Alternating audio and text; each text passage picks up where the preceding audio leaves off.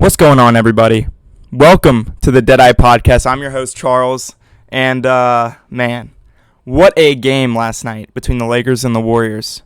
LeBron, 22 points, 11 rebounds, 3 blocks for the King at age 38. Really, really impressive. But man, the person who stole the show last night was none other than Anthony Davis. That dude is built different.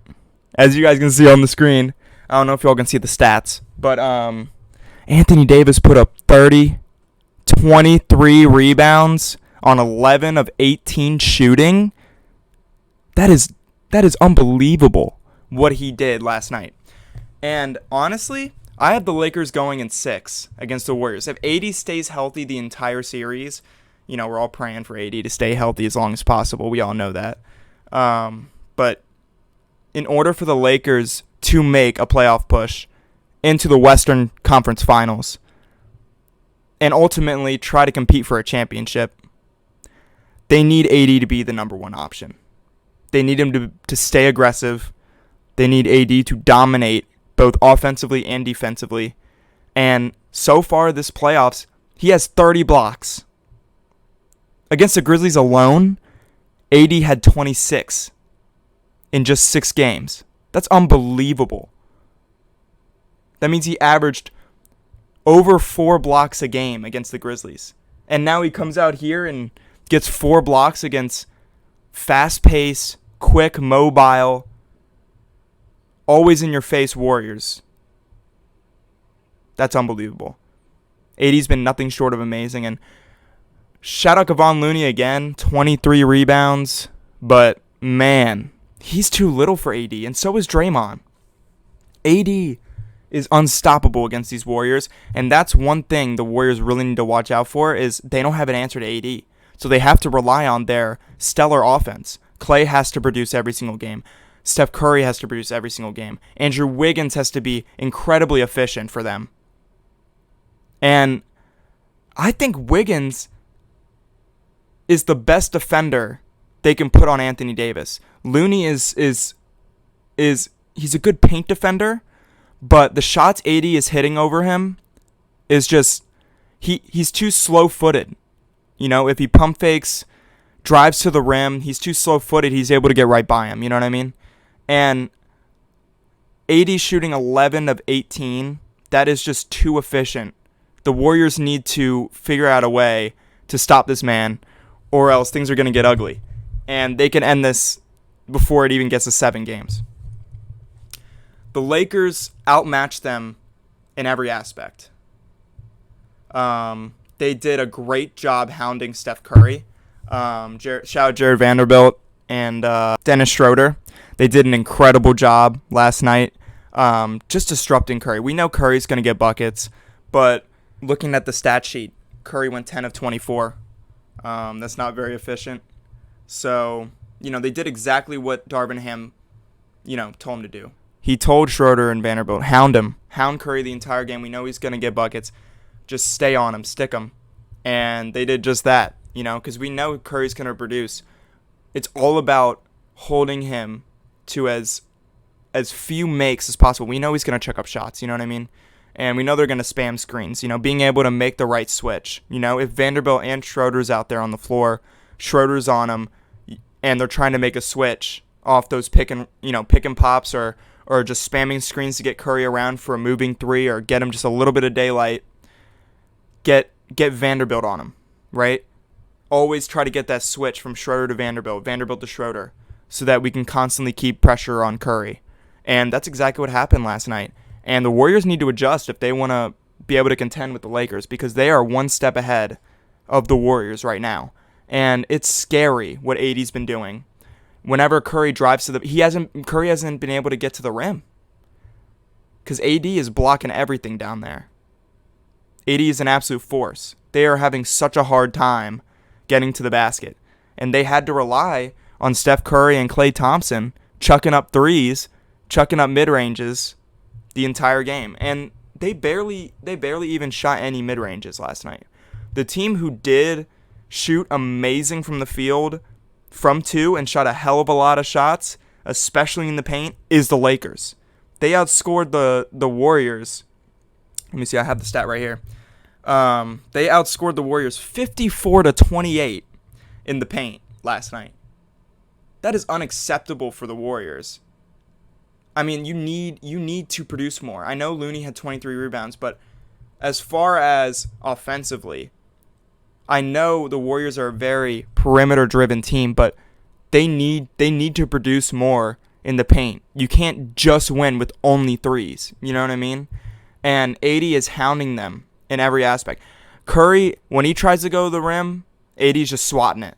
You know? It's hard for Curry to produce anywhere other than the three-pointer because Vanderbilt's hounding him. And then gets a switch on to Schroeder. Schroeder's hounding him. Vice versa. And then when he gets by one of them, AD's there to cover. You know? And AD's mobile enough if Curry makes a dump pass to Dre or, any other, Wiggins, right? Or Thompson's cutting to the lane, Poole's cutting to the lane. AD's mobile enough to make that switch, to read it and be able to make that play, whether it be a block, a contest. He's able to contest everything in the paint because he's 6'11" with an absurd wingspan. He's quick. He's agile. Warriors need to figure out a way to stop this man from producing the way he is, both offensively and defensively, crashing the glass the way he has, because he has a 2-inch height advantage on Looney. He has a 5-inch advantage on Draymond. So, and with that incredible wingspan he has, it's just unfair. He's able to do whatever he wants, And we notice that when LeBron doesn't have a good look, Austin Reeves doesn't have a good look, D'Lo doesn't have a good look, they dump it to AD, and he's able to just do what he wants. Able to do that nice little face-up. And really, he can just shoot it in Looney's face all night. He can't block him, But at the same time, if he sees Looney pressing up on him, he's going to pump fake and drive right to the rim. There's nothing Looney can do. There was a play where AD just drove right past Looney and dunked right over him. You know what I mean? Like, dunked right past him. It was too easy. He was smiling right after that because he knew. He was like, no one could guard me. This is going to be a series for me. You know what I mean? And it's going to be a lot harder for the Warriors than I think the Grizzlies because the Grizzlies had Jaren Jackson Jr. to guard AD, Defensive Player of the Year. He was able to put pressure on AD, right? And it's clear as day. When you shoot 11 of 18, game 1 against the Warriors at home, and we all know that's one of the toughest crowds in the NBA, arguably the loudest crowd in the NBA is where the Warriors play. And the fact that he was able to do that game 1, at the Warriors' home court, one of the toughest crowds, one of the toughest atmospheres, especially in the playoffs, against a veteran team. It's unbelievable, and his style of play is so effortless, and I don't know if you guys saw the game last night, but AD shot a hell of a fadeaway mid-range and won over Looney, and that for me is like he can really do whatever he wants. He could have easily drove to the lane, passed by Looney and been able to do what he usually does, getting to the rim, but he's able to also create shots from the mid-range. When the Warriors are spreading the ball around and they see Green in the corner, pass it to Green, they're leaving him wide open. That's a shot they can afford to just let him have.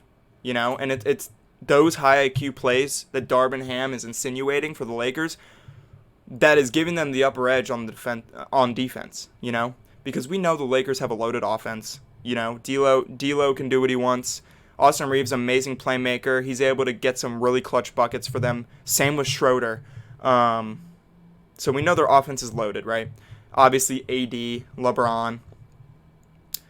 Just the efficiency scares me for the Warriors. 11 of 18 for AD is just, you can't let that happen. You can't let that insane efficiency deteriorate your entire defense like that, And I think next game they should just double AD from the jump.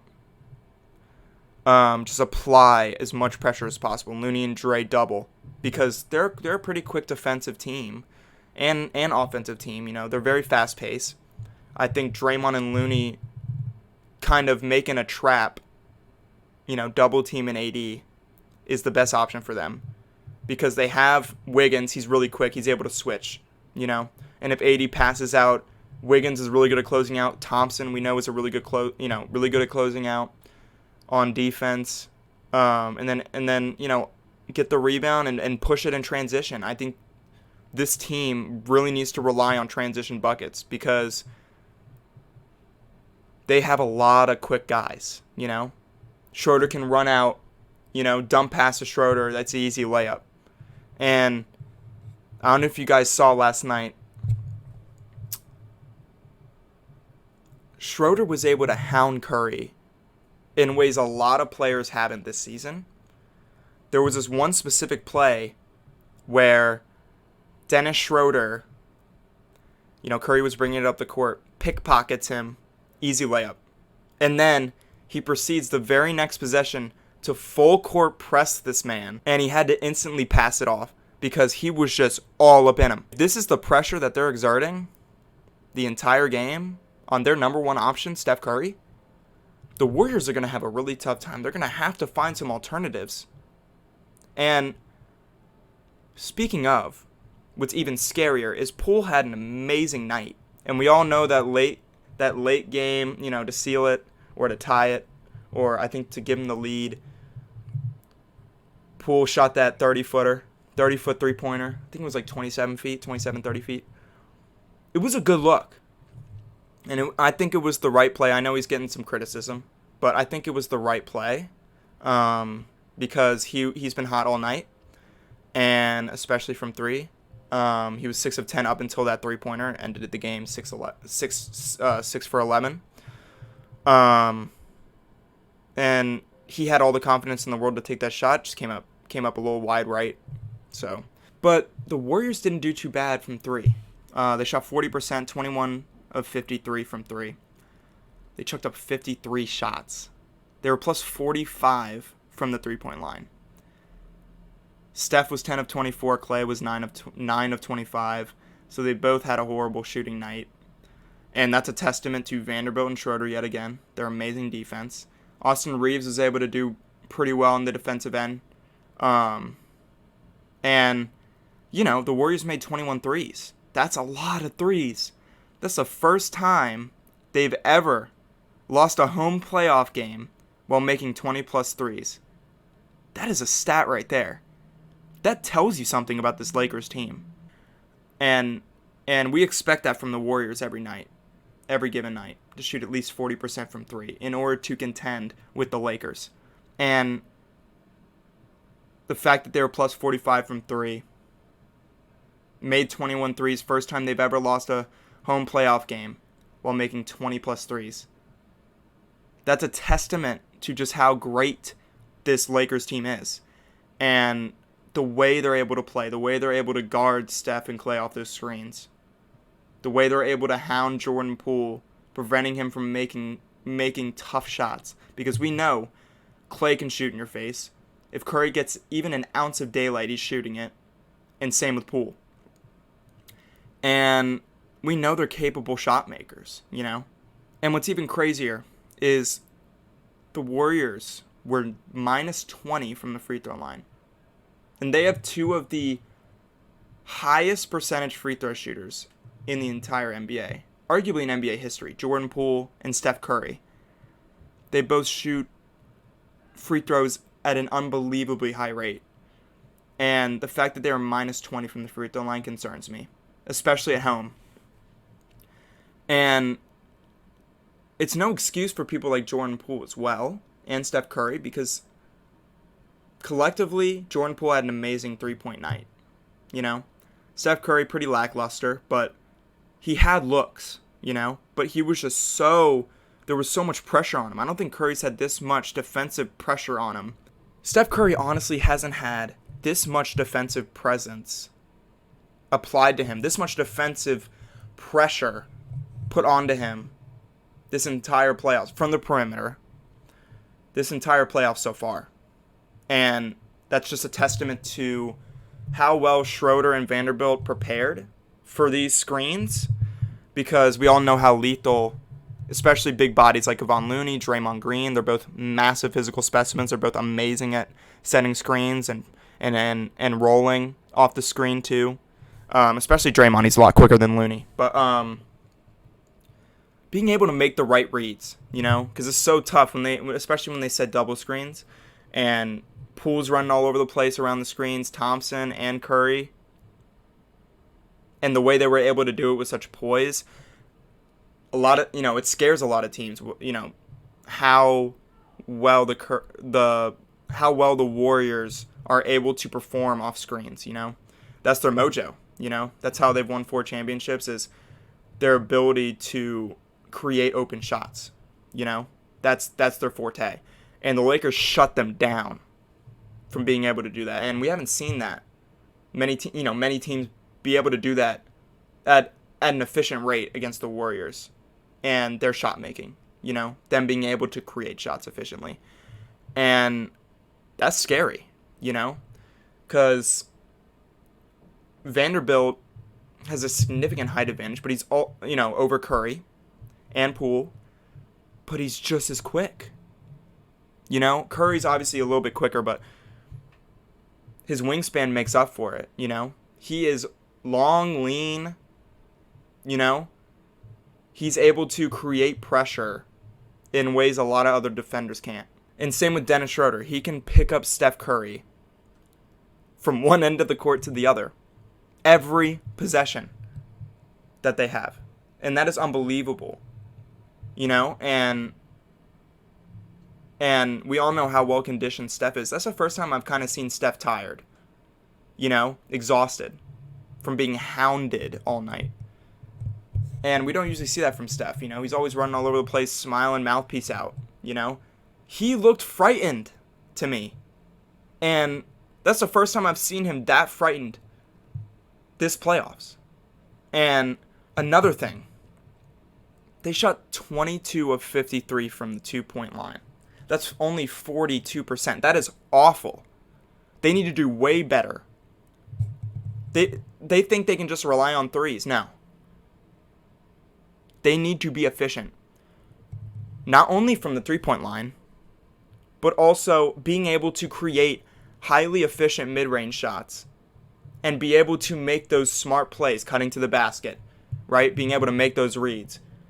Anthony Davis has been shutting them down in the paint, and they've been putting so much pressure on them that they're keeping them from making efficient shots closer to the basket. And a prime example is Poole just instinctually at the end of the game, like I said before, pulling from 30 feet. It just shows what their instincts are against this team, And they're scared to drive anywhere, inside the paint. They're scared to drive to the basket. I mean, LeBron, 3 blocks. Unbelievable at his age. AD, 4 blocks. I mean, them two alone, 7 blocks for the game. That's unbelievable. That scared the Warriors, and they made their presence known, especially in the first half, because the Warriors went on a huge run in the second half, especially in the fourth quarter. The way they were able to come back, have that, I think they had an 11-0 run late at the end of the game, and they were able to make a decent run, and the Lakers' lackluster clutch performance kind of showed. And the Warriors finishing the way they did shows that these games can be close. Even if the Lakers get carried away and end up, having a 15, 20-point lead at one point, having a run, right? And it tends to be early. But the Warriors are able to come back. And I know they're at home. That's a huge factor. Crowds amped up and crowds on their feet, cheering them on. We get that, right? They have such a loud crowd there. Such an enthusiastic, passionate crowd there. But they just can't let the Lakers be able to sustain their level of efficiency on both sides of the ball. And collectively, from the 3-point line, the Warriors need to find better shots because the Lakers schematically are reading all of it, all the screens. They're reading all the switches, all the planned switches off the screens. And I was surprised because usually going into game 1 of a series against the Warriors, that's where you figure them out the most, right? You figure out their game plan, this and that. It just seemed like they already knew coming into the game exactly what the Warriors had planning offensively. And that's scary to me because not only that, but now they have a game under their belt, especially winning it, seeing their offensive schemes, you know? They're seeing the Warriors what specific matchups they want for, especially for Curry and Thompson, coming off those screens, and for them to be able to read those as well as they did is scary. And the Warriors need to make some major adjustments because if it wasn't for that 11-0 run, if it wasn't for them making that big comeback in the fourth, Lakers were gonna beat them by 15, 10 or 15, I think, if they kept their consistency. But they started becoming very inefficient late in the game. Davis was 1 of 5 in the fourth quarter, only had 2 points. LeBron was 1 of 8 from 3. And that's another thing I want to touch on LeBron. He needs to be more aggressive. He shouldn't be jacking up 8 threes. He's too physically gifted to be shooting the ball from 20 plus feet. He needs to be driving. He needs to be drawing fouls. That's what he's known for. And I get that he's 38, right? And sometimes he'll just want to take the shot over exerting physical energy every single play, trying to drive to the basket when he wants to. But that's what he needs to do for this team. He needs to be able to drive at will instead of looking for three-point opportunities. And we saw this lackluster three-point, performances against the Grizzlies. LeBron was 6 of 31 from 3 collectively overall against the Grizzlies. That is horrendously bad. That is terrible. And he just needs to put his head down and drive to the basket and draw more fouls for this franchise. And that's what's going to make them even scarier because they shined from the free throw line compared to the Warriors last night. And if LeBron takes advantage of that and gives them more free throw opportunities, they're going to be so scary. They can dominate in the paint in ways the Warriors have never really seen from a team that they've played against this season, especially in the playoffs.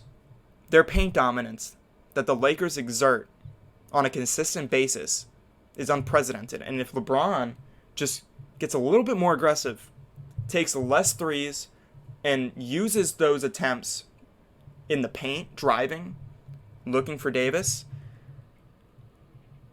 we could see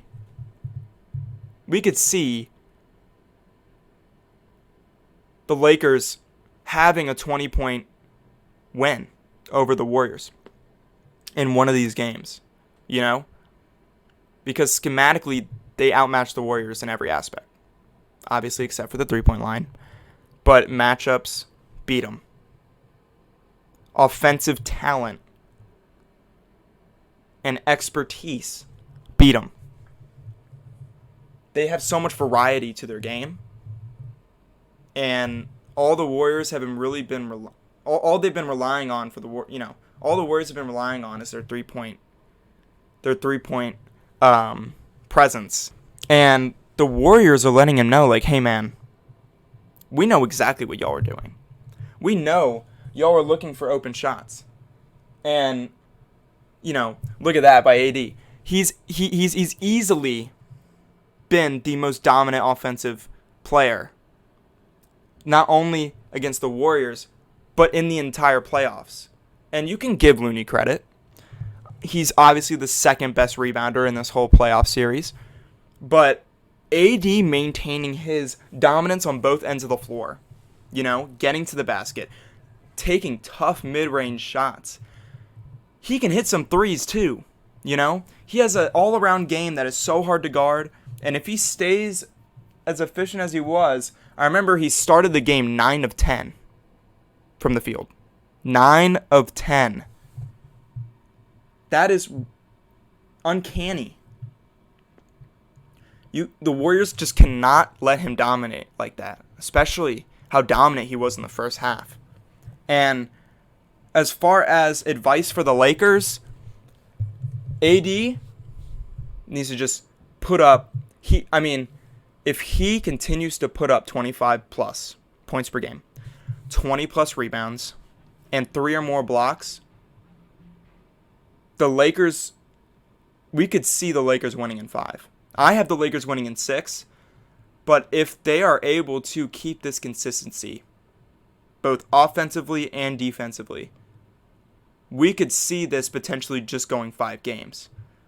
Yeah, next time the Warriors at home, I think they're going to have probably a 5-10 point win over the Lakers if they build momentum like they did in the fourth quarter. If they just have that in the entirety of the game, if they're just able to build momentum off the jump, you know what I mean? I think it's going to give them momentum for the series. That's why I have it going 6. I think the Warriors are going to build a little bit of momentum, but the Lakers' dominance are just going to easily outshine the Warriors, and they're going to win 4. And I think the Warriors are only going to win 2 at max. It's just that was too dominant, and the Warriors needed that at home. The Lakers are about to go back to LA and put on a show. And we all know the Warriors are shook right now. And now they have to go play away? This is scary. They needed this home opener, And the fact that the Lakers started the season 2-10 and traded away 6 of their players mid-season. Now, I remember LeBron saying, this season for him has felt like playing on 4 different teams, right? That's just a testament to this journey that they've been through. That's why I think LeBron's 5th chip is going to be the second most memorable chip since his, him winning the chip with Cleveland. I think it's going to be his second biggest impactful championship if he wins it this year because of the journey. Them starting 2-10, like I said, them having chronic inefficiencies for the first half of the season, and the way they've been collectively been able to gel with these new guys this fast and be able to have a dominant Game 1 performance against the reigning champions in the Golden State Warriors who already have an established roster, who've all played together for multiple seasons. And them coming out here with these new guys and being able to put on the performance that they did at the Warriors' home court, it's scary. And if the Lakers continue to be efficient throughout all 4 quarters, because the second half was the Warriors' dominance. The second half was the Warriors. But the Lakers' first half was so dominant that the Warriors just couldn't, no matter how well they could have possibly played in the second half. You just cannot let AD do what he did in the first half. That is, it's his first 2010 half in his career. And he just gave the Lakers so much momentum. And the Warriors' fourth quarter was nothing but extraordinary up until probably the final minute or 2 when Jordan Poole shot that 3 and missed pretty badly. I think after that 3, the Warriors kind of established that, I don't think we can get a better look than that for the rest of the game. And, they ended up fouling Dennis Schroeder. He made both free throws. I need to talk about how clutch Dennis Schroeder is from the free throw line, not only in this entire playoffs, but this entire season for the Lakers. Him being so underpaid, like I said last podcast episode, because he wants to help the Lakers win a championship. Him coming back, trying to make another deep run with this team under very, very minimum pay. The impact he's having defensively and from the free throw line and being able to make plays on both ends is heavily unappreciated. He has such a profound impact on this Lakers team. And the Warriors know it, And what's scary is if Vanderbilt gets benched, let's say he gets in foul trouble or something, and he has to sit the bench, they're just going to put Schroeder on Curry, And vice versa. If Schroeder gets benched, they're going to put Vanderbilt on Curry. And that just creates so much pressure. It eliminates the natural spacing that they have when they set these screens on Curry, Thompson, Wiggins, Poole. And again with AD, he is the 4th player in playoff history to put up 30 points, 20 rebounds, and 5 assists. I think he joins the likes of Shaq. I think Elgin Baylor. I think Wilt. The fact that he is in that elite company. Being able to put up what he did in just the first game against the Warriors, away from their home court, having to go to the Warriors' home court and be able to put on a historical performance that only 3 other guys have done in the playoffs. And those 3 names are first ballot Hall of Famers. Some of the most impactful playoff players we've ever seen in NBA history. Him joining that list in just the first game against the Warriors, away from their home court, having to play in front of the Warriors' home court. Their extremely electric crowd, right? What's even crazier about the Lakers' dominance last night was they only made 6 threes compared to the Warriors' 21. That is, they made almost 4 times as many threes as the Lakers. And that's just a testament to the Lakers' absolutely dominant paint performance. Them outscoring the Warriors 54-28 in the paint did it for the game. And that's a huge testament to Anthony Davis. And we need to keep seeing him and LeBron be more aggressive. In particular, LeBron LeBron needs to be more aggressive in the paint. If those two can continue to dominate in the paint the way that they did last night, I can't see the Warriors having any answer for either of them, And if they give, incredible attention to LeBron whenever he goes into the paint, he's just going to lob it up to AD or pass it back out for Austin Reeves to shoot a 3 or a mid-range or pass it out to D'Lo. They have so many weapons, right?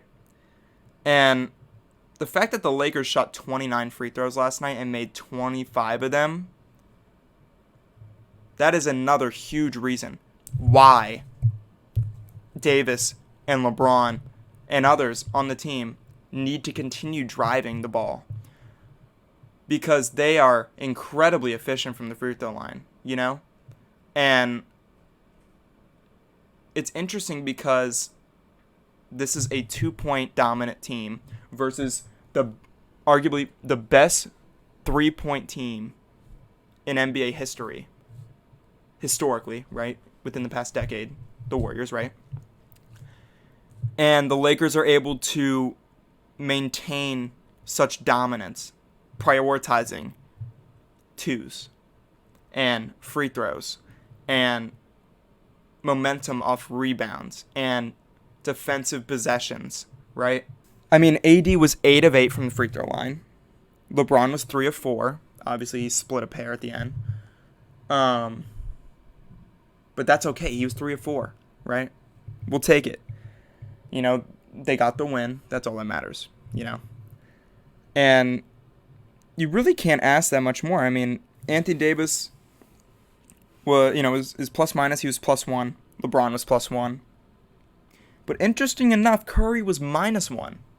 And he usually has the biggest impact on the Warriors. And them able to keep his plus-minus not even in a positive, keeping him at -1, that is uncanny, you know? And same with Andrew Wiggins. He was -2. He hasn't had too much of an impactful playoff so far. He had a few dominant games against the Grizzlies, but they need Wiggins to produce more on both ends. And, you know, same with Draymond. He was -8. He was 3 for 9 from the field. You know, he had only 6 points. You know, they need at least 10 out of Dre.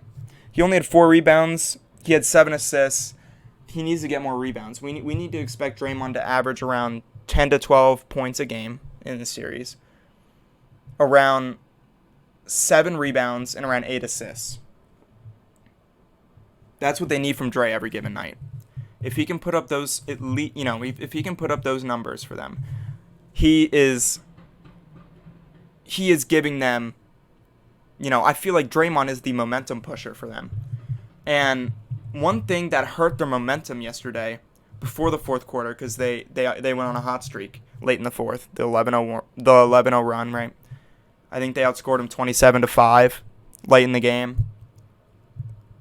But one thing that really hurt their momentum in the first half, and the reason they regressed so much, especially in the second quarter, is Draymond had 3 fouls in the first half. He had to get benched. Losing him for the rest of the first half was really tough because they need more big bodies down low to defend AD, and AD just went off. Kevon Looney isn't enough for AD. It takes more than Kevon Looney to stop AD. It takes more than, and he proved it last night, Draymond and Kevon Looney to stop him. And that's the scary part. They have no one in their roster, in their entire 15-player roster, to stop AD. Double teams won't save him either, because he's just going to pass it out. He has that high of an IQ, you know? And people don't give Davis enough credit. He had 5 assists. You know? He had more assists than LeBron James last night. He makes the right plays, you know? Not just scoring offensively. He's making the right reads when they try to double, when they try to establish paint defense. He will whip it out to any of the other 4 players because he knows that when he gets the ball, he creates so much pressure. He creates so much attention offensively for opposing defenses. And AD being able to make the right reads in every given situation and dominate in the paint as much as he is at an unreal clip, an insanely efficient clip, is something the Warriors need to figure out, or else AD is going to tear them apart this entire series. They don't have a Jaren Jackson Jr., you know? They don't have a Defensive Player of the Year. They have to find a way to stop this man. And what, you know, the scary part is LeBron James had a horrible night. He was 9 of 24. 1 of 8 from 3, like I said. And he played 40 minutes. LeBron's exhausted. AD played 43. He's exhausted too, but LeBron's 38, you know?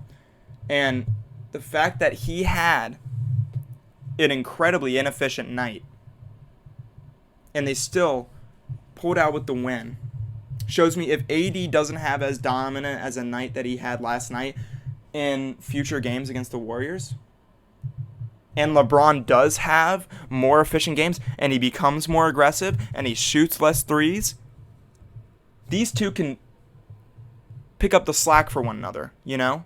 Build momentum off each other. If one of them's not having a good night, the other one's gonna stand up for the other. And same with D'Lo and Rui Hachimura. You know, they've both been very aggressive so far this playoffs. If LeBron and AD have lackluster performances, you have Rui, you have Austin Reeves, you have Dennis Schroeder, you have Jared Vanderbilt, you have Rui Hachimura, who are producing at high clips on both ends. And let's address the Warriors' efficiency last night offensively. Klay Thompson was 6 of 16 from 3. That is unacceptable. That is terribly inefficient. And he was 9 of 25. He shot worse than LeBron last night. And you can ask LeBron himself about last night. He did not have a good performance. He knows how inefficient he was last night, and he needs to pick up the slack, you know? And Wiggins was 1 of 5 from 3. He was 6 of 14, incredibly inefficient from the field. And, you know, them being so limited in the paint because of AD's defensive presence, as you guys just saw Curry try to floater it, and it literally just hit the side of the glass. Like, when have you seen that from Curry? You know what I mean? And that's a testament to AD's physical dominance, physical pressure that he exerts on both ends, you know?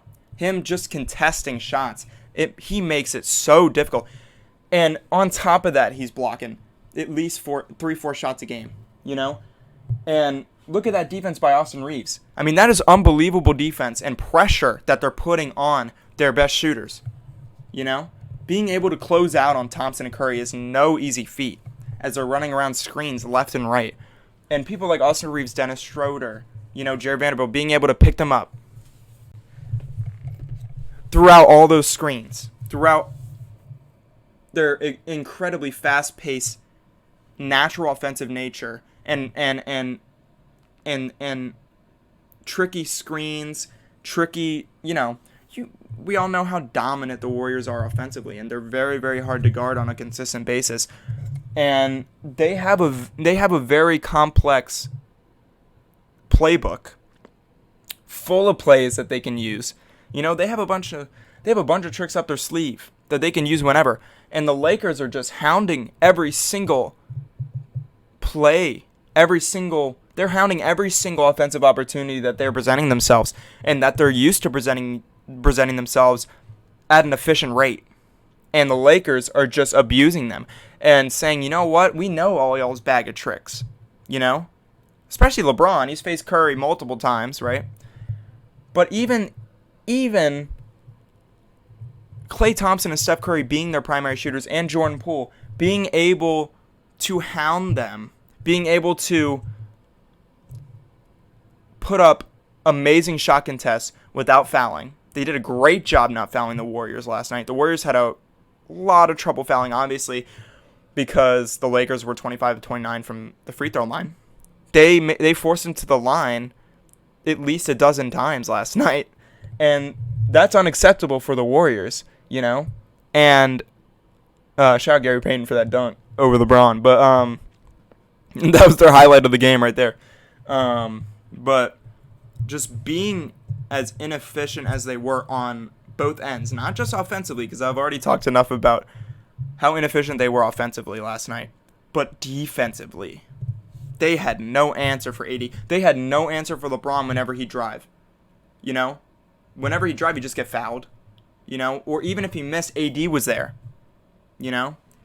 And they need to be more productive on the defensive end. They need to find an answer for AD, or else, like I said before, he's going to dominate in every situation. And we know no matter what happens, he's going to dominate defensively. But schematically, if he dominates on both ends, that's what makes AD the most dominant force in this playoffs, besides Jimmy Butler right now. Because we know Jimmy Butler's the best motherfucker in the playoffs. Because we know Jimmy Butler is like inhuman in the playoffs. So I'll give Jimmy Butler the edge over AD so far this series. But we know AD has the capability to be the most dominant player in this entire playoffs, you know? And he proved that last night with the numbers, the efficiency, and him being able to pick up the Warriors players defensively like the rest of the Lakers, being able to do it at such a high clip, you know? And, you know, daring players like Gary Payton the second to shoot. You see that space that they gave Gary Payton, daring him to shoot. They did the same with Draymond, you know? They sometimes did it with Wiggins, you know? And that's how much pressure they're applying to this war. They are shaking them in their boots right now, because they are sitting back like, hey, you can shoot as many threes as you want. But when Curry, Thompson, and Poole get the ball, they hound them on the defensive end. You know, they're picking them up full court. You know what I mean? And primarily Curry. You know, he's the primary ball handler.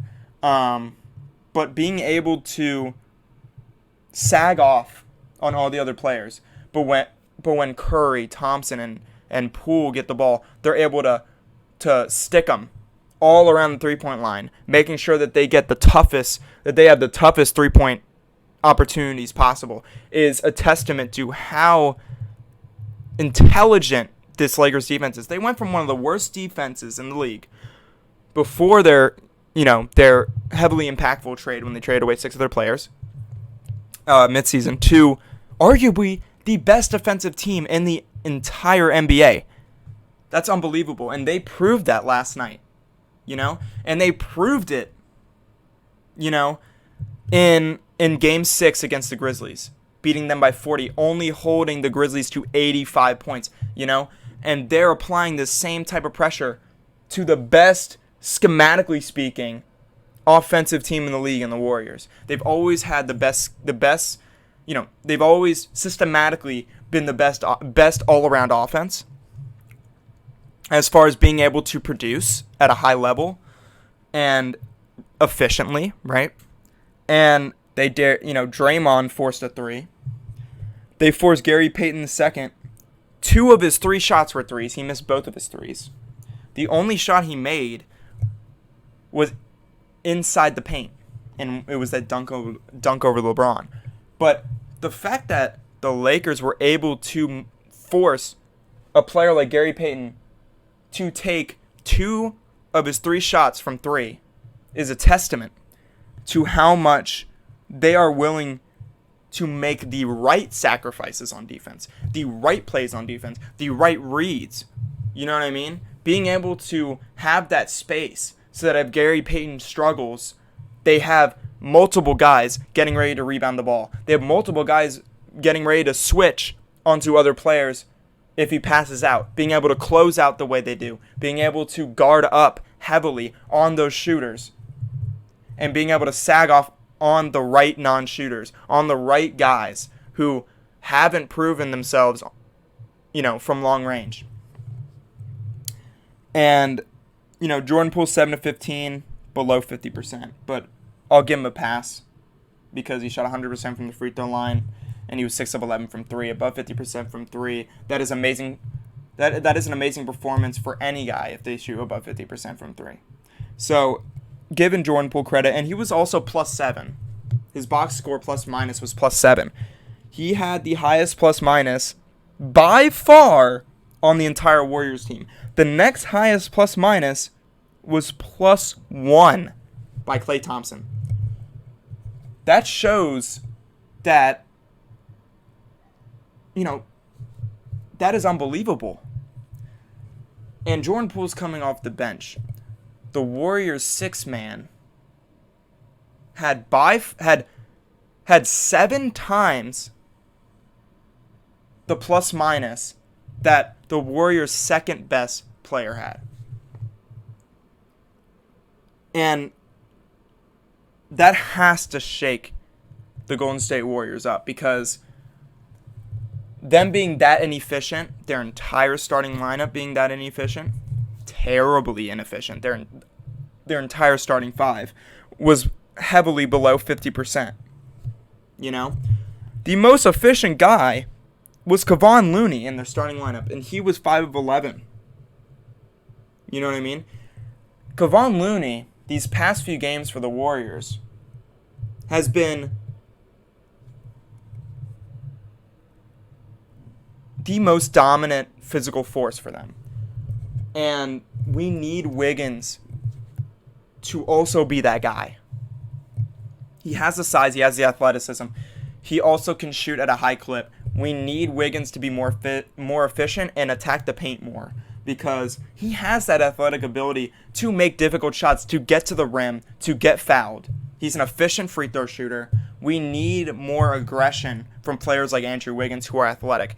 Gary Payton, I prefer him taking no threes and utilizing those opportunities when they sag off on him from three to be able to pass it back out and make a play for him to be able to go to the basket because he's incredibly efficient in the paint. Also, shout out Dennis Schroeder, an incredibly efficient game. He was 5 of 10, 9 of 10 from the free throw line. You can't ask for much better offensive production from your sixth man, And Austin Reeves, 4 of 9. We will take that, barely below 50%. D'Angelo Russell, 9 of 19. He needs to be a little bit more efficient. But he had that clutch layup over Wiggins at the end of the game to seal it. And LeBron, obviously 1 of 8. I mean, he just needs to drive more. Anthony Davis, 0 of 2 from 3, but 11 of 19 from the field. We can take that any day of the week from AD. But it's okay if he misses a couple threes. It's okay because he makes up for it in every other aspect, That's why he's so impactful, because if he has one overriding deficiency in a game and he doesn't really have any overriding, inefficiencies when he has lackluster nights in certain aspects, because he only shot 2 threes. It's fine if you miss 2 threes, AD, because you dominate in every other aspect, both offensively and defensively. 4 blocks, And I got to give credit where it's due to Jared Vanderbilt. 3 of 4 from the free throw line, 6 rebounds. He also put up 2 blocks, which is impressive because he was a primary perimeter defender, right? Hounding players like Steph Curry for 40 minutes. You know what I mean? And the ability that he has. Okay, he played 25 minutes. My bad. For 25 minutes. Because, obviously Vanderbilt and Schroeder shared Curry defensively. Dennis Schroeder played 31 minutes. And Vanderbilt played 25. I think they should even it out more. I think they should both have 30 minutes. I think if they increase Vanderbilt's production, they will be even better defensively because he had the best plus-minus on the Lakers. He was +8. So, and Vanderbilt was 2 of 7 from the field. And he still had by far the highest plus-minus for the Lakers at +8. Imagine if he was more efficient offensively. This is the impact Vanderbilt has. The Lakers have players where if they struggle in one aspect in a game, they can make up for it on both ends. You know what I mean? Same with AD, like I said before. You know what I mean? Same with LeBron. None of their players in their starting lineup had a negative box plus-minus. All of them were at least +1. Every single player except for Klay Thompson was -1 or worse. Draymond was -8, like I said before. That is horrendous. We need Draymond to produce more if the Warriors want to put up a dogfight against these Lakers. Klay Thompson was +1, and even though he shot horrible from the field, I think it was just because of his efficiency in every other aspect. Offensively, he had 3 rebounds, 4 assists, 1 of 2 from the... I honestly don't know why he's +1, He really didn't have he really didn't have a good game in any aspect either, both offensively and defensively. So I'm surprised he has a +1 box score. I was trying to find ways to prove why he had a +1 box score, but honestly, he should be in the negatives as well for last night's performance as far as his box score, his plus-minus. And him and Curry both had the most minutes on the team. And Wiggins had 33 minutes, Looney had 29 minutes, Dre had 33 minutes. But holding Looney to less than 30 minutes just shows how dominant AD has been against Looney.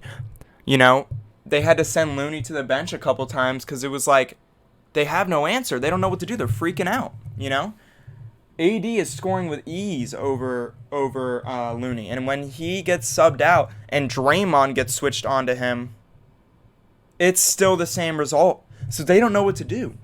The only reason Draymond played more minutes is because he's able to defend more positions defensively and is more mobile, you know what I mean? And is able to create, be a playmaker, you know? He's versatile, you know what I mean? Looney is a decent paint defender, but anywhere outside the paint, he can't play D. And he's an incredible rebounder, we all know that. And he can draw fouls if he gets the ball in the paint. Those are Looney's strengths. But AD's strengths are attacking Looney's weaknesses. That's why AD has been able to be so productive so far. And I know it's only been one game, but having that type of opening against the Warriors at their home court is scaring the entire NBA right now. This is a scary team, you know? The Nuggets, it looks like they're going to end up winning against the Suns. I have the Nuggets in 6, by the way. Even though I want that series to go 7, I think the Nuggets, they've been so dominant. The Suns have no answer. Booker's been doing his thing. KD's been doing his thing. And they're still not being nearly as dominant as we thought they were. They're down 2-0 against the Nuggets. Jokic is proving why he was a back-to-back MVP. And by the way, shout out to Embiid for winning the MVP. Huge congrats. He deserved it. He had 73 out of the 100 first-place votes. Very, very well deserved. Pretty much a landslide. I had Embiid winning MVP for the 2022-2023 regular season. All right, James Harden, man. What can I say about this guy and what he did? As you guys see, Joel Embiid on the bench, didn't play game 1 with a knee sprain. This man put the team on his back, as we all know. But before I get to specifically James Harden, I want to shout out Jason Tatum, because even though all the attention went on James Harden that night, Jason Tatum put up 39 points, 11 rebounds, 5 assists, a steal, a block, and played 43 minutes. Also knocked down 7 of his 8 free throws. Tatum had an amazing performance. He was 14 of 25 from the field. That's 14 of 25 is like 64%. Tatum shot 64%? Scoring 40 on 25 attempts? He only had 5 fewer attempts than James Harden. And they both shot around the same percentage from the field, relatively. They both had amazingly efficient nights. But the person who had the most efficient night was Jaylen Brown. But it was more disappointing because, yes, he was 8 of 10 from the field. 80% from the field. 23 points, 6 rebounds, 4 assists, knocked down all 4 of his free throws. Went 4 of 4 from the free throw line, 100%. But he needs to put up more shots. We need at least 20 shots a game from Brown. Tatum's getting 25 attempts a night. We need at least 25 a night from Tatum, which he did. But we need more from Brown. Only 10 shots? I mean, don't get me wrong. He shot those shots from an incredibly high clip. But we need him to be more aggressive. We need him, also him playing 41 minutes. He needs to be more aggressive. He needs to be more aggressive on the offensive end because we all know how good he is on the defensive end as well. Marcus Smart, shout out Marcus Smart. He did his thing, 4 of 7. 0 of 2 from 3, but that's fine. He made it up on the defensive end. And from 2, he shot 4 of 4 from the free throw line. So the Celtics collectively shot 17 of 18 from the free throw line. James Harden, 17 of 30 from the field. 4 of 4 from the free throw line. Tyrese Maxey, 26, 10 of 24. That's okay. We'll take that from Maxey. I know it's below 50%, probably around 42, 43%. But that's okay. 2 of 9 from 3 from Maxey. We need more efficiency on that end because we know he is a pretty good perimeter shooter. We need more on that end. He has always been aggressive going to the paint. making the right shots. We know his IQ is there. We just need better efficiency from Maxey, especially when Embiid comes back, because this Celtics team is no slouch. You know, they only won by 4, even though they didn't have Embiid, but, you know, they can really destroy the Celtics and really win this in like 4 or 5 games. They could 4-0 the Celtics. If Embiid comes back, Harden keeps playing like he's been playing, like, you know, in game 1, and I know he had way more looks. You know, there's because Embiid didn't play last night, but there's a reason he led the league in assists in the regular season, because he was able to adjust his role for Embiid, you know, because Harden's deadly offensively in every way, you know. He can be the best passer on the court if he wants to. He can be the best scorer on the court when he wants to. That's what makes James Harden so deadly for this team. You know? Every team's scared of this man. Every team is frightened when he comes on the court. And he's been picking it up defensively too. We all know how bad James Harden is at defense historically. And he hasn't been that bad on defense. You know, he's been holding his own, you know, and he hasn't been terrible. I mean, he hasn't been the best defensively, but he hasn't been terrible. And I'll take that any night if I'm Doc. You know what I mean? If I'm Doc Rivers, I'll take that defensively from James. And especially the night he had. You know, and he didn't even play 40 minutes. Tatum played 43 minutes and Jaylen Brown played 41 minutes. Yet James Harden outscored both of them. And shot it at a very efficient clip. And he shot 50% from 3. Made all of his free throws. And still played fewer than 40 minutes. And here's proof for all y'all haters that are like, oh, he played decent defense last night? No way. There's no way. He sagged off. He didn't hold his own. He had 2 steals. That's pretty impressive in under 40 minutes. 2 steals for James Harden. Even crazier, the Celtics starting lineup had just 1 more steal than James Harden had alone. Crazy.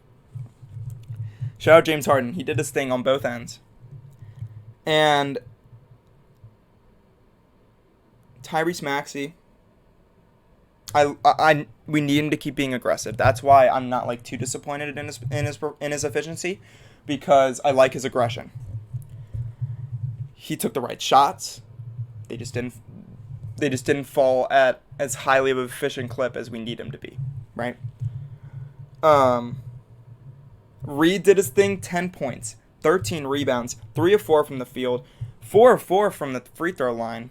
Celtics, like I said before, were 17 of 18 from the free throw line. That is unbelievably efficient, right? I mean, you can't get much better than that, right? But even crazier, the Sixers were 12 of 12 from the free throw line. Notice how I said it's almost impossible to beat 17 of 18 from the free throw line? But the Sixers did it. They didn't miss a shot. They were 12 of 12 from the free throw line. That is historically great. They were a combined plus-minus of plus 20. And the Celtics were a combined plus-minus of minus 20. Which shows, I mean, it seems more drastic than, you know, when you compare it to the score, to the final score. And I think it's because of Embiid. They have an opportunity when he comes back to have a game against the Celtics where they beat him by double digits, but that's just not that you cannot collectively have a minus 20 overall plus minus by the Celtics. They're not known to have historically inefficient games on both ends. And another interesting stat was Al Horford had 3 blocks, 5 of 8 from the field. 11.6 rebounds, 3 assists. He did his thing out there. And I know whenever Horford is switched on James Harden, it's money, because he cannot guard James Harden. But as far as his efficiency and him being able to hold his own down low, you know, doing traditional big man things, he did his thing. But as far as perimeter defense, having to pick up Harden off pick and rolls, he just couldn't contain Harden. His step back's too deadly. He just shoots in his face and it goes in. He's too slow-footed for James Harden. James Harden is just so offensively dominant. And, but Horford tried his best, And I also want to shout out Malcolm Brogdon, 9 of 16 from the field, 20 points, 3 rebounds, 3 assists. He did his thing out there. He played in 33 minutes. He was plus 14. That is higher than any plus minus I've mentioned this entire podcast. I think his margin, the second highest person I mentioned was plus 8. He is plus 6 higher in game 1. That is unbelievable. Malcolm Brogdon did his thing. Malcolm Brogdon exceeded expectations for game 1 for the Celtics. And that's crazy to say because the Sixers still won without Embiid. And, I mentioned how amazing Malcolm Brogdon did as a sixth man. He won Sixth Man of the Year. But specifically in this first game, even though they lost. But we need to also give credit to DeAnthony Melton, the Sixers sixth man. He put up 17 points, 1 rebound, 2 assists, 6 of 10 from the field, but even more impressive, 5 of 6 from the three-point line. If we can get that from DeAnthony Melton every night, the Sixers can sweep the Celtics, I personally have Sixers in 6 because I think Boston will win a couple at home, even though they lost this home opener. I think the next time they go home, I think they will win. I think the Sixers will take game 2, obviously. I think every game at home the Sixers will win. I think the next game the Celtics play at home, they're going to win. But it's going to be hard to see them winning anything other than any future games that they have at home at this point. Because, last night just shocked me. I thought the Celtics were going to take it. They were at home. You know what I mean? In the Garden.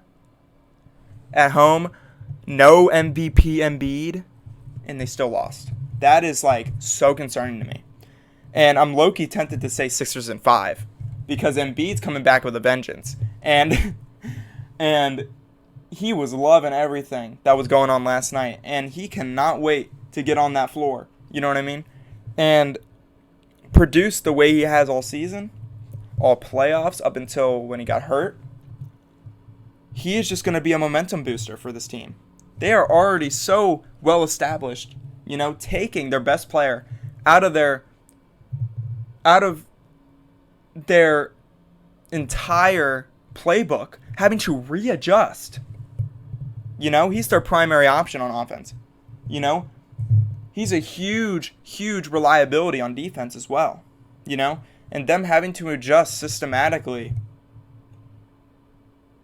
and still beating the Celtics, who almost beat who took Warriors to 6 games last year in the NBA championship. They're reigning NBA finalists, right? And the Sixers put up, James Harden mainly, but wow. It's hard to say anything else, honestly. It was just an amazing overall night for the Sixers. Tobias Harris, 18 points, 5 rebounds, 3 assists, 8 of 16 from the field. He played 41 minutes. He did his thing. He did absolutely amazing. He did exactly what he was supposed to do. It played exactly the role that Doc Rivers wanted him to play on both ends, especially offensively. 8 of 16 from the field. Every given night, if he can do that, the Sixers can really, really beat down these Celtics this series. And they have the possibility to sweep, like I said before. And DeAnthony Melton producing the way he did last night, if he continues that production, and James Harden continues to absolutely obliterate the Celtics defense the way he did, especially taking advantage of those pick and rolls, getting switches, taking advantage of those switches, especially when Horford's on him, and being able to dominate that well offensively against one of the best defensive teams in the league, being able to make the right play, being able to make the right reads, being able to negotiate switches to give him better offensive situations. It's unbelievable what he did last night. And if he continues that production and Melton continues to be the sixth man that we all, know and love. I'm a huge D'Anthony Melton fan. And he absolutely showed a ceiling. You know what I mean? Like, his potential's through the roof as a sixth man. And he has the potential to make the Sixers starting lineup next year. He has a good case for it. And last night was proof. 5 of 6 from 3. You cannot ask for better perimeter shooting from a six man.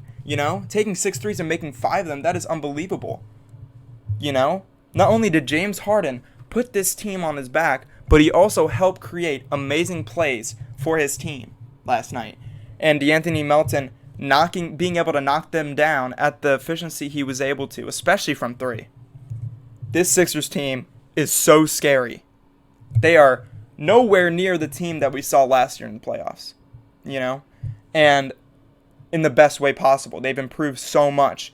They looked at last season and were like, we need to make some major adjustments, and we saw that. Embiid taking MVP, James Harden being able to step up when their best player is not on the court. Tyrese Maxey continuing to stay aggressive, even though he knows that he's human. All these players know that they're human. They're going to have bad nights. But him recognizing that and still not losing any confidence, not losing any sort, keeping his demeanor, staying aggressive, staying calm under pressure as a young guy. This team's scary, man. This team's really, really scary.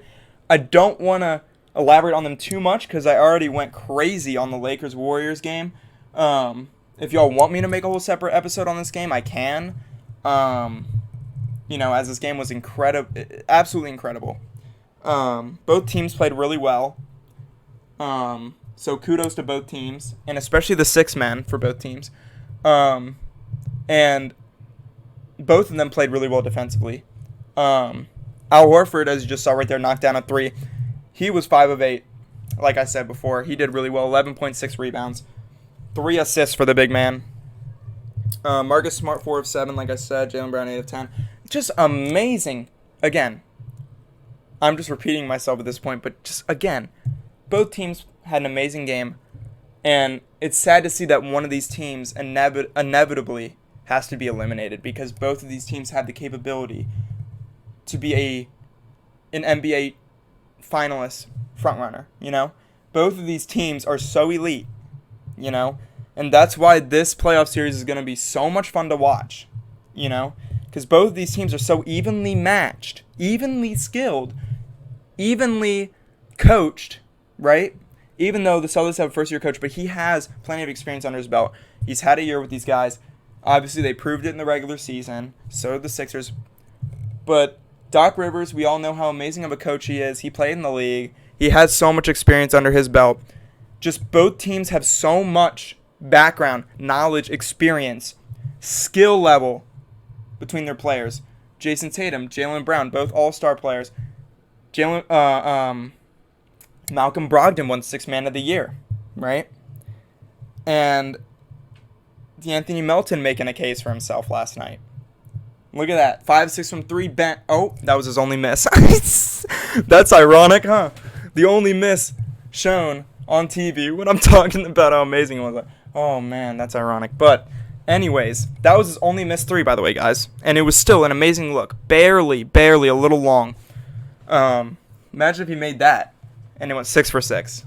Be even more lethal.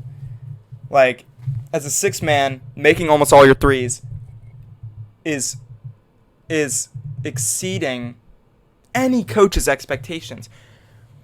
Even the best of the best. You know what I mean? So, shout out to D'Anthony Melton. He's been doing his thing. Shout out the entire Sixers starting lineup. They just killed it. Absolutely killed it. Collectively, as a team, they shot 45 of 89 from the field. That's over 50% collectively from the field. Celtics were 44 of 75. That just shows both teams shot at an incredibly high clip. And they both shot a little bit below 50% from 3. but that's expected, right? Like I said before, the Warriors shot around 40%. Both of them shot around the same percentage. I think that Philadelphia's aggression is what made them take the edge over the Celtics in Game 1, especially James Harden's, and him being able to not only score 45 at an incredibly efficient rate, but also being able to make plays for his team still. Being able to be like, you know what, I can produce, I can still be the prime Harden I was with the Rockets when I need to be, step up to the plate, take over this entire team, be the leader and commander when our primary leader is not on the floor. That's what's going to win them games. And that's why they won last night's game. Thank you guys so much for watching. That's going to wrap it up for this podcast. I hope all of you enjoyed not only my podcast, obviously, because I know y'all enjoy my podcast. That's why y'all watching. You feel me? No, I'm playing. I hope so. But this playoffs, too. This is one of the most exciting playoffs so far I've seen in recent history, honestly. In my lifetime, you feel me? It's just like, man, so many underdogs. The Heat underdogs. Jimmy Butler going crazy. These performances. Steph Curry, oldest player to have 50 in a playoff game, and the only player to have 50 in a Game 7. Jimmy Butler putting up 56, one of the highest playoff performances we've seen. I think he ties Charles Barkley for. Because I think Barkley's playoff high was 56. I'm a huge Charles Barkley fan. That's why I brought that up. I'm a huge Charles Barkley fan. My name's Charles as well, so, that helps. But, man, what a series between all these teams that are still left. This is unbelievable. And what makes these playoffs so special and what makes them stand out is how much teams like the Heat and so many other teams, surprising people, doing things we didn't expect, like the Sixers last night, right? 2 nights ago. I don't know why I said last night. 2 nights ago.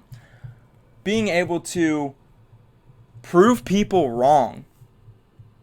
The way, and it's not just, usually it's like a team or two for a game or two, but it's like the Heat absolutely demolishing the 1-seeded Bucks, right?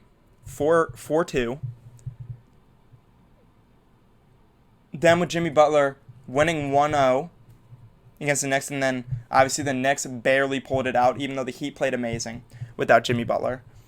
But just these performances that we just don't expect out of nowhere, this is what makes this playoff so intriguing. You want to watch every game. Instead of picking and choosing. You want to watch every game. Every single game is so entertaining. Because you never know what to expect. So, and we all, let's be honest. Who wants the Warriors to make a deep playoff run again? We all want the Lakers to win. Let's be honest. And if you disagree, let me know in the comments, and I want to know why. Because I'm really curious. That's what the comments are for, you know what I'm saying? Being able to share your opinion and voice. I really want y'all to take advantage of that comment section. I will read every comment, and comment back on your feedback, on your opinions on this playoff series, on my takes, because one cool thing about podcasts and what makes them so entertaining and so interesting is most of what you talk about is subjective. For a lot of podcasts.